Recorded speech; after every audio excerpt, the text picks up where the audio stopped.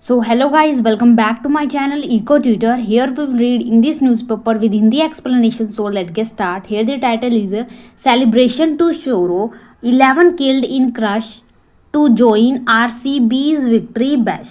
Bash का मतलब होता है स्ट्राइक या फिर कह सकते हैं नॉक, गिराना, नॉक, या फिर बैटर, या फिर कहते हैं सोशल गैदरिंग। इसका अलग मीनिंग में होता है सोशल गैदरिंग, यानी पीपल की गैदरिंग कहीं पे किसी चीज़ को मनाने के लिए। तो जश्न, सेलिब्रेशन, जश्न मीन्स सेलिब्रेट करने के लिए हम जश्न मनाते हैं वो, और शोरों का मतलब होता है गम। तो जश्न से गम तक आरबीसी की जीत की पार्टी में शामिल होने के लिए उमड़ी भीड़ में 11 लोगों की मौत। इसके बारे में न्यूज़ है गाइस, चलो भी इसे अच्छे से समझते हैं। और जो भी इसमें डिफिकल्ट वर्ड आएंगे उसका सिनोनियम मीनिंग देखेंगे, और लास्ट में जो हम एक्स्ट्रा वर्ड करते हैं जो आपकी वोकैबुलरी को भी इम्प्रूव करता है उसको भी कंटिन्यू करेंगे। तो लास्ट तक बने रहेगा। उससे पहले अगर वीडियो को लाइक नहीं किया तो लाइक कर लेना, सब्सक्राइब कर लेना। Let's see next. Bengaluru, a frenzied scramble by swarms of Royal Challengers Bengaluru RCB fans trying to get into Chinnaswamy Stadium all at once to celebrate their team's maiden IPL triumph triggered a stampede Wednesday afternoon, culminating in 11 deaths and injuries to 75 others. तो यहाँ पे जो भी difficult word है पहले उसको समझ लेते हैं। फ्रेंजाइड, फ्रेंजाइड का मतलब होता है एंग्री, या फिर कहेंगे हम इंडिग्नेंट, इंडिग्नेंट, या और जो ये वर्ड है स्क्रैम्बल। स्क्रैम्बल का मतलब होता है कहीं पे जो है आप क्लैश करते हैं, हाथापाई करते हैं या संघर्ष करते हैं, बैटल करते हैं, तो उसके लिए स्क्रैम्बल वर्ड यूज़ करते हैं। तो इसके लिए वर्ड हो जाएगा क्लैश। और स्वॉर्म्स का मतलब होता है भीड़, झुंड, इकट्ठ। तो इसके लिए वर्ड, जैसे आपने ये वर्ड सुना होगा कि भेड़ियों की झुंड, तो हर्ड, या फिर कहेंगे मोव, लोगों की मोव इकट्ठी होती है ना कहीं पे, या फिर कहेंगे इसके लिए वर्ड हो जाएगा बेवी, BEVY, बेवी, और या फिर कहेंगे कॉनकोर्स, CONCOURSE, कॉनकोर्स। तो इसको ऐसे याद रख लेना कि जो कोर्स में होता है ना वो सभी के लिए क्या लगता है, एक भीड़ लगती है, बहुत मतलब सिर दर्द लगता है। तो कोर्स को कंप्लीट करना एक भीड़ लगता है, मोव लगता है या हर्ड लगता है, ठीक है। तो कौन कोर्स।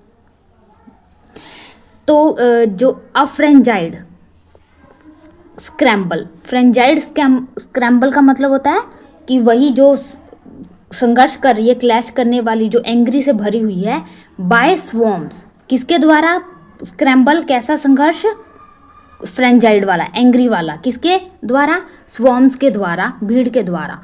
कौन सी भीड़ थी ये, रॉयल चैलेंजर्स बेंगलुरु की जो फैन थे उनके द्वारा। ट्राइंग टू गेट, जो कोशिश कर रहे थे, get into Chinnaswamy stadium, Chinnaswamy stadium में गेट इनटू करने के लिए, मीन्स अंदर जाने के लिए। ऑल एट वंस, सभी ने एक साथ किया, एक साथ क्या करने के लिए, सेलिब्रेट करने के लिए। Their teams maiden IPL triumph. तो जो मेडन का मतलब होता है, एक मीनिंग होता है अनमैरिड और दूसरा इसका मीनिंग होता है फर्स्ट। तो ये जो IPL ट्रायम्फ जीत है जो इनके RCB द्वारा फर्स्ट जीत उनको प्राप्त हुई है, उसको सेलिब्रेट करने के लिए।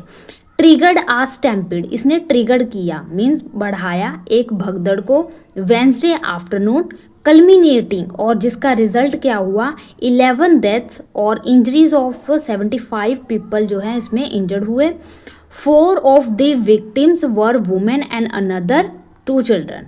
तो इनमें से 4 जो वुमेन हैं और 2 बच्चे हैं। तो जो ऊपर हमने पैरा पढ़ा उसको एक साथ देखते हैं। RCB के प्रदर्शकों की भीड़ ने अपनी टीम की पहली IPL जीत का जश्न मनाने के लिए चिन्नास्वामी स्टेडियम में जो है इकट्ठे हुए, और जिसके कारण भगदड़ मच गई जो वेंसडे आफ्टरनून को, और जिसके कारण 11 लोगों की मौत और 75 जो घायल हुए इसमें। नेक्स्ट चलते हैं। Next is the tragedy, possibly the worst involving cricket fans in India, unraveled near Gate 7 as crowds waiting for a glimpse of their heroes swelled beyond manageable levels. तो जो ये ट्रेजेडी है, ट्रेजेडी का मतलब होता है दुखांत, पीड़ा, तो ये जो घटना है, जो ये त्रासदी हुई है, पॉसिबली संभावित रूप से वर्स्ट खराब कहाँ पे हुई है, इन्वॉल्विंग, जिसमें जो क्रिकेट फैंस हैं उनकी जो बेकार हालत है वो कहाँ पे देखने को मिलती है, अनरेवल्ड नियर गेट 7। गेट 7 के पास जो क्या है, अनरेवल्ड है। अनरेवल्ड का मतलब होता है ओपन या अनपैक हो, सुलझाना, इसका मीनिंग हो जाएगा। तो वहाँ पे जो गेट खुला है 7, वहाँ पे एज क्राउड्स, क्योंकि जो क्राउड्स है वो वेट कर रही है waiting for a glimpse of their heroes, अपने हीरोज की एक झलक को देखने का इंतजार कर रही है। स्वेल्ड बियॉन्ड मैनेजेबल लेवल्स, और ये क्या हो जाती है, स्वेल्ड हो जाती है, बढ़ जाती है, इंक्रीज हो, जैसे कि कल हमने वर्ड किया था ना, जैसे आपको कोई इंजरी वगैरह हो जाती है तो देखते हैं आप वहाँ पे सूजन हो जाती है, स्वेल होने लग जाता है, वो रेड कलर का हो जाता है और सूज जाता है, तो स्वेल्ड हो गया। बियॉन्ड, और ये क्या है, मैनेजेबल लेवल, यानी कि जहाँ पर आप मैनेज कर सकते हैं उस लेवल से भी वो परे चला गया, बियॉन्ड चला गया, उससे भी आगे चला गया। Many collapsed due to suspected asphyxiation, तो मैनी कोलैप्स्ड जो मीन जो ये कोलैप्स हुए हैं, कोलैप्स का मतलब ढहना, तो ये क्यों हुआ है, ड्यू टू सस्पेक्टेड एक्सफिजिएशन। एक्सफिजिएशन मैंने आपको कितनी बार करवाया, तो आज फिर हम जितने भी पहले वर्ड किए हैं उन सभी वर्ड को एक साथ यहाँ पे देखेंगे। तो एक्सफिजिएशन का मतलब है दम घुटना, तो स्टिफल। याद करने की जो ट्रिक बताइए आप साथ साथ उसको भी याद करते रहिए, तो ये वर्ड आपको याद आता रहेगा, स्टिफल। या फिर कहेंगे समूदर्स, या फिर कहेंगे कि वो क्या है, स्ट्रेंगल है, STRANGLE, स्ट्रेंगल। या फिर थ्रोटल, THROTTLE, थ्रोटल। तो ये सारे इसके सिनोनियम हो जाएंगे। तो कैसे याद करवाया था आपको कि स्टिफल, ये तो ऐसे स्टिफल से याद करा। और समोदर, जब बच्चे को, स्मॉल बेबी को मदर दिखाई नहीं देती है तो वो क्या होने लगता है, उसकी सांसें सूखने लगती है, उसको सांस नहीं आता, यानी कि उसकी माँ में ही प्राण बसते हैं, ठीक है, तो वो क्या होने लगता है, समोदर होने लग जाता है। और स्ट्रेंगल को कैसे याद करवाया था कि जब आप स्ट्रेंज पर्सन को देखते हो तो आपकी सांसें सूखने लगती हैं, बस ऐसी याद करने की ट्रिक है। तो स्ट्रेंगल स्ट्रेंजर से याद कर लेना। और थ्रोटल का मतलब होता है, तो आपको जब एक्सफिजिएशन होता है, दम घुटने लगता है, तो वो आपके जो थ्रोट है वो सूखने लग जाता है ना, आपको ऐसे लगता है कि बस आप तो गए, आप थ्रोट सूखने लग जाता है, तो ऐसे याद करवाया था आपको ये चारों वर्ड। तो कैसे हुआ, एक्सफिजिएशन के कारण, क्योंकि जब भीड़ इतनी ज़्यादा होगी तो ऑब्वियसली वहाँ पे जो एटमॉस्फेयर है वो कैसा हो गया होगा, बहुत ज़्यादा पैनिक वाला हो गया होगा। वाइल 33 फैंस रिक्वायर्ड हॉस्पिटलाइजेशन, जबकि जो 33 हैं उनको तुरंत जो है हॉस्पिटल में भर्ती कराना पड़ा। 42 others were treated in out patient department, और जो 42 हैं उनको जो है ट्रीट किया गया, मीन्स उनका इलाज जो है किया गया। नेक्स्ट चलते हैं। Next is Till the crowd crush occurred, the mood around the stadium was electric in anticipation of the RCB players. Till the crowd crush occurred, यानी कि जब तक क्राउड जो है उन्होंने क्रश नहीं किया, मतलब उनकी भीड़ जो उमड़ी नहीं, the mood of around, और जो स्टेडियम की तरफ बढ़ने का जो मूड था RCB प्लेयर्स का, वो क्या रहा, इलेक्ट्रिक, मीन्स उनको जो है उनमें एनर्जेटिक रहे, वो जाने के लिए उत्सुक रहे। एंटीसिपेटेड का मतलब होता है फोरकास्ट करना या फिर प्रोग्नोसिस करना, जैसे प्रोग्नोसिस करते हैं, डायग्नोसिस करते हैं, वैसे प्रोग्नोसिस, ऐसे पूर्व अनुमान लगाना। तो वो क्या है, एंटीसिपेशन जो है उनका वो बहुत ज़्यादा इलेक्ट्रिक रहा। Who were to arrive in a victory parade from Vidhana Soudha to the venue, जो RCB प्लेयर्स के बारे में बताया जा रहा है, तो ये प्लूअर हैं, तो इसके बाद देखो वर लगा है, क्योंकि हु जो है हमने इसी के लिए यूज़ किया, रिलेटिव प्रोनाउन यूज़ किया है यहाँ पे। तो टू अराइव, जो वहाँ पे विक्ट्री को जश्न मनाने के लिए जो परेड करके विधाना टू सौधा जो वेन्यू है वहाँ पे पहुँचने वाले थे, तब तक वो इलेक्ट्रिक रहे, मीन जो से भरे हुए रहे, जब तक क्राउड ने ऐसा मतलब हलचल नहीं मचाया। एज इट टर्न्ड आउट, लेकिन जैसे ही जो ये टर्न्ड आउट हुआ, the triumphed home team made a delayed entry.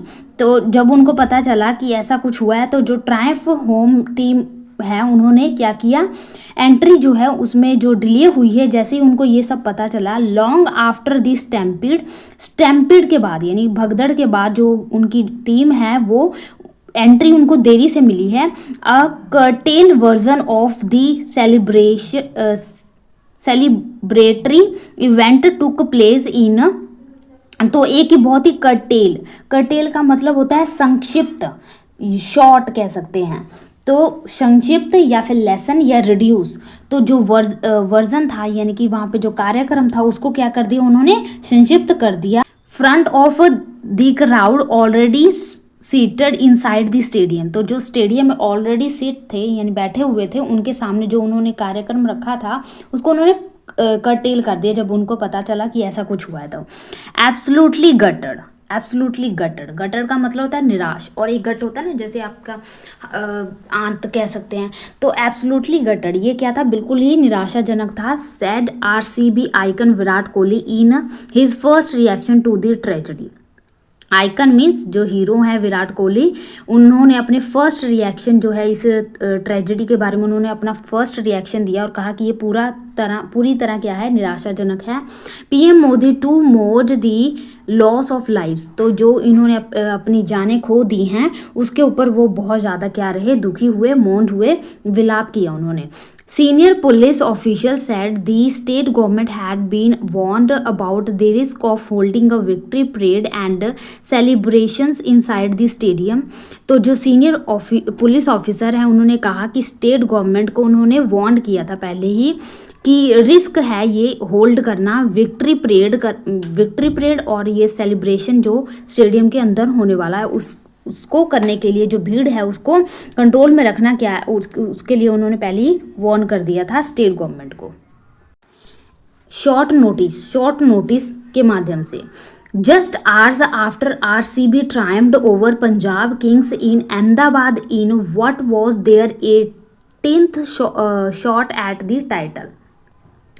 तो आरसीबी ने जस्ट आफ्टर किसके बाद, जब आरसीबी ने जीत हासिल कर ली पंजाब किंग्स इन अहमदाबाद के ऊपर, जो क्या है 18वीं ये प्रयास के बाद उन्होंने ये जीत हासिल की है। तब the state government attributed the tragedy to fan frenzy on streets. तो जो स्टेट गवर्नमेंट है उन्होंने क्या किया, एट्रीब्यूट किया। एट्रीब्यूटेड का मतलब होता है जिम्मेवार ठहराना। तो इसका जो ट्रेजेडी है उसको एट्रीब्यूट किया उन्होंने फैन फ्रेंजी। फैन फ्रेंजी क्या होता है, फैन फ्रेंजी का मतलब होता है जब आप में क्या हो, बहुत ज़्यादा किसी के प्रति बहुत ज़्यादा आप होते हो ना, पागलपन होता है किसी, जैसे फैन आजकल के कैसे हैं, वो एक दूसरे को आइडल मान लेते, बस उसी को सब कुछ समझने लग जाते हैं। तो उनके प्रति उनका जो पागलपन होता है, जुनून होता है, उसको हम कहते हैं फैन फ्रेंजी। ठीक है, तो कहेंगे द इंटेंस एंथुजियाज्म, पैशन और excitement that fans have for a famous person, team और थिंग्स। किसी भी थिंग्स, पर्सन या टीम के लिए जो होता है उसको कहते हैं फैन फ्रेंजी। स्ट्रीट्स जो ये फैन फ्रेंजी है इसके वजह से जो है ट्रेजेडी हुई है, इसके लिए उन्होंने जिम्मेवार ठहराया। Karnataka CM Siddaramaiah said this is deeply shocking. तो जो सिद्धरमैया हैं उन्होंने कहा ये क्या है, पूरी तरह से शॉकिंग है। A moment of joy has been eclipsed by sorrow. Eclipsed का मतलब होता है ग्रस्त या ग्रहण करना। तो ये जो जॉय है ये पूरी तरह से क्या हो गई, शोरों में तब्दील हो गई। एक मोमेंट जो खुशी का था वो एकदम से दुख में तब्दील हो गया। Nearly 3 lakhs people descended on the stadium to celebrate। Descended का मतलब होता है कहीं पे उतरना, ड्रॉप होना। तो पीपल जो है नियरली 3 लाख पीपल जो है सेलिब्रेट करने के लिए इस स्टेडियम में डिसेंडेड हुए मीन्स उतरे या ड्रॉप हुए। नेक्स्ट चलते हैं। Nobody expected so many people to try and enter the stadium with a capacity of 35,000। तो किसी ने भी ये कल्पना एक्सपेक्ट नहीं किया था, अनुमान नहीं लगाया था कि सो मैनी पीपल जो है वहाँ पे एंटर करेंगे स्टेडियम में। जो स्टेडियम की कैपेसिटी बताई जा रही है 35,000, लेकिन वहाँ पे देखो 3 लाख से अबव या राउंड पीपल जो है वहाँ पे पहुँच जाते हैं। State government announced reach 10 lakh compensation to the victims families and free treatment to the injured. तो जो स्टेट गवर्नमेंट है वो दावा करती है कि उन्होंने अनाउंस किया कि वो 10 लाख देगी मुआवजे के तौर पर, और जो विक्टिम्स की फैमिली है उनको, और जो इंजर्ड हुए हैं इसमें, उनका फ्री में इलाज करवाएगी। Karnataka state cricket association declared ex gratia of 5 lakh to kin of the deceased. Deceased आपको पता ही है, डिसीज का मतलब होता है मृतक। तो जो कर्नाटका स्टेट क्रिकेट एसोसिएशन है उन्होंने डिक्लेयर किया है वो क्या करेगी, एक्स ग्रेशिया करेगी 5 लाख का, किसको, जो डिसीज के रिश्तेदार हैं उनको। तो आपको ये डाउट हो रहा होगा कि एक्स ग्रेशिया क्या होता है। एक्स ग्रेशिया का मतलब होता है बाय ग्रेस या फेवर। जब आप किसी को पर फेवर करते हैं यानी कि दयालुता से देते हैं तो उसको कहते हैं एक्स ग्रेशिया। तो उन्होंने एक्स ग्रेशिया के माध्यम से 5 लाख रुपए जो डिसीज़ के गिन हैं उनको देने का ऐसी घोषणा की। तो ये छोटी सी न्यूज़ थी गाइज। आई होप आपको अच्छी लगी होगी, आपको अच्छे से समझ लग गया होंगे, क्योंकि जहाँ पर हम एक वर्ड पढ़ते हैं उसके साथ ही हम कई 2-3 एक्स्ट्रा वर्ड भी करते हैं एक्स्ट्रा से, जिससे क्या होता है वो जो ग्रुप से हम वर्ड याद करते हैं ना तो वो वर्ड याद हो जाता है, और साथ साथ उसके साथ ही हम सेंटेंस भी रीड कर लेते हैं इसमें। तो वो क्या होता है, थोड़ा वो सेंटेंस याद आने लगता है, तो फिर उस सेंटेंस के मुताबिक हम उस वर्ड का मीनिंग भी जो है रिकॉल कर पाते हैं। तो चलो अब हम थोड़े से एक्स्ट्रा वर्ड कर लेते हैं। तो जैसे कि अगर आपने कल वीडियो देखी होगी तो आप में से कई बच्चों को पता होगा कि हमने उसमें क्या किया था, फिल से वर्ड किए थे। फिल का मतलब होता है लव, और एक रूट वर्ड है। जिस भी वर्ड में ये रूट वर्ड लगा होगा तो समझ लेना वो किसी लव के बारे में बात करता है, वो किसी भी तरह का जो है वुमेन के लव के बारे में बात कर रहा है, एक से ज़्यादा पर्सन के लव के बारे में बात कर रहा है। तो वैसे ही आज हम क्या करेंगे, एक रूट वर्ड से कई सारे वर्ड को सीखेंगे। तो हमारे जो यहाँ पे आज जो रूट वर्ड करेंगे वो क्या है, लोजी, LOGY, लोजी। लोजी का मतलब होता है स्टडी। जब हम किसी भी चीज़ के स्टडी के बारे में बात करते हैं तो उसमें देखना लोजी वर्ड लगा होगा। तो यहाँ पे जो हम अपना फर्स्ट वर्ड, कई सारे वर्ड करेंगे तो लास्ट तक बने रहिएगा। तो हमारे यहाँ पे फर्स्ट वर्ड है वो है एंटोमोलॉजी। एंटोमोलॉजी, एंटोमोलॉजी का मतलब होता है जो क्या हो, स्टडी ऑफ इंसेक्ट्स। इंसेक्ट्स, अगर आपको इंसेक्ट्स नहीं पता तो मतलब होता है कीड़े मकोड़े। तो जब हम इंसेक्ट्स, कीड़े मकोड़ों की स्टडी के बारे में बात करते हैं तो उसको कहते हैं एंटोमोलॉजी। एंटोमोलॉजी। नेक्स्ट वर्ड है पैथोलॉजी। पैथोलॉजी, पैथोलॉजी का मतलब होता है study of disease. Disease means बीमारियों के बारे में जब आप स्टडी करते हैं तो उसको कहते हैं पैथोलॉजी। नेक्स्ट वर्ड है ON, पैलियोंटोलॉजी। पैलियोंटोलॉजी का मतलब होता है स्टडी ऑफ फॉसिल्स। फॉसिल्स का मतलब होता है जो फॉसिल्स होते हैं, बालन होते हैं, उनके बारे में जब आप स्टडी करते हैं तो उसको कहते हैं पैलियोंटोलॉजी। नेक्स्ट वर्ड है हमारा, तो यहाँ पे मैंने एक साथ लिख दिया। जैसे क्या होगा, आप यहाँ पे स्क्रीनशॉट ले लेंगे और एक साथ ही एक जगह ही इस वर्ड को आप पढ़ लेंगे। तो ऑर्निथोलॉजी का मतलब होता है स्टडी ऑफ बर्ड्स। जब पंछियों की स्टडी के बारे में बात करते हैं तो कहते हैं ऑर्निथोलॉजी। नेक्स्ट वर्ड है माइकोलॉजी। माइकोलॉजी, माइकोलॉजी का मतलब होता है study of fungi. FUNGI, fungi. जब फंगी की स्टडी के बारे में बात करते हैं तो हम कहते हैं कि वो क्या है, माइकोलॉजी है। नेक्स्ट वर्ड है हमारा साइटोलॉजी। साइटोलॉजी का मतलब होता है स्टडी ऑफ सेल। जब हम सेल की स्टडी के बारे में बात करते हैं तो कहते हैं साइटोलॉजी। नेक्स्ट वर्ड है हमारा एथोलॉजी। एथोलॉजी का मतलब होता है स्टडी ऑफ एनिमल बिहेवियर्स। जब हम एनिमल की बिहेवियर्स के बारे में स्टडी करते हैं तब हम कहते हैं एथोलॉजी, बिहेवियर। नेक्स्ट है हमारा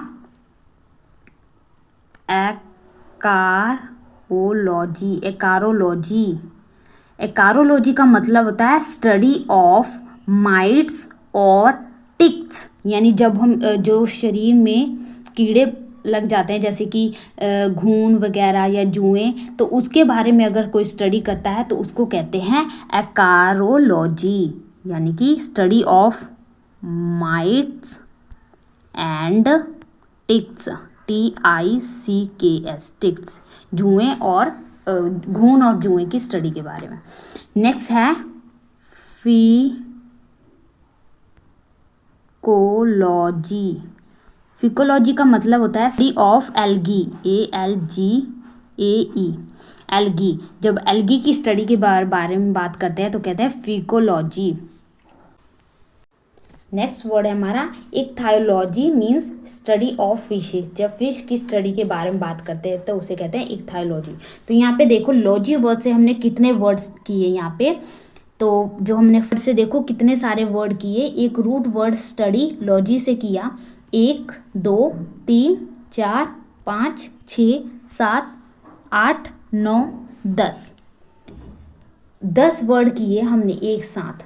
तो हो सकता है कि शायद आपको ये वर्ड आज मुश्किल लग रहे हों, लेकिन कल फिर 2-3 दिन के बाद फिर से ये रिवीजन कर लोगे, थोड़े से आसान लगे।